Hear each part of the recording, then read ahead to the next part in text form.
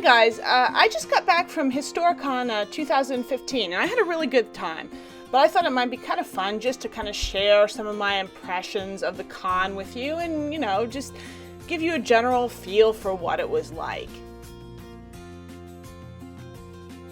Now, Historicon this year was held in Fredericksburg, Virginia from the 16th through the 19th of July. And that first day was a Thursday, so obviously it wasn't as busy, but Friday and Saturday particularly were really busy.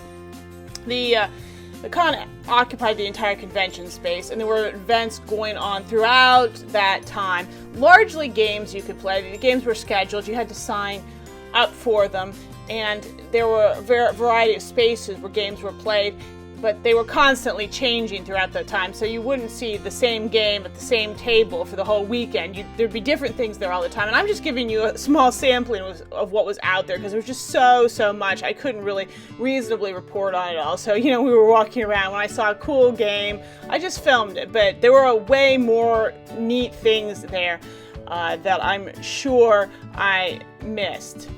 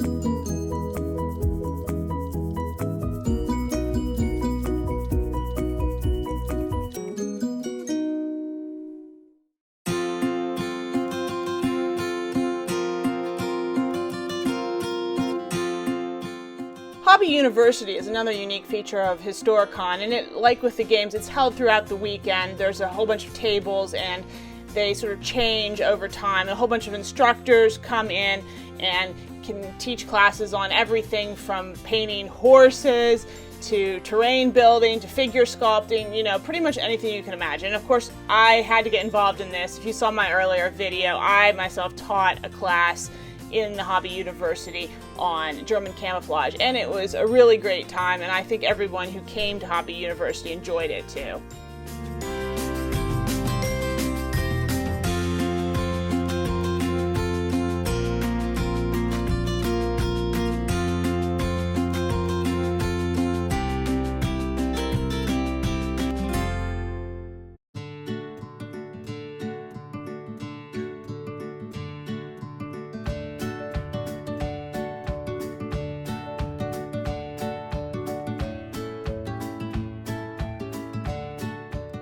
Historicon is also the site of several tournaments. They're also held throughout the weekend, and they're for all different skill levels. So you've got really kind of free-flowing pickup tournaments, and then for the more serious hardcore players, things like the Flames of War Nationals.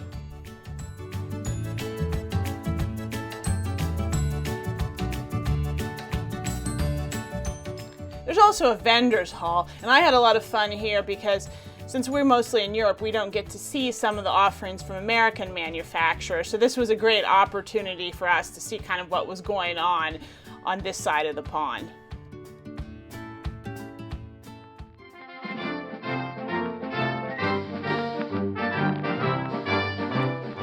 Stephen, Luke, and John of the WWE Podcast are also regular attendees of Historicon, and they actually hold a live podcast at the show every year, so we couldn't resist stopping by and hanging out. And I also just want to thank them for showing us a really good time while we were visiting the show.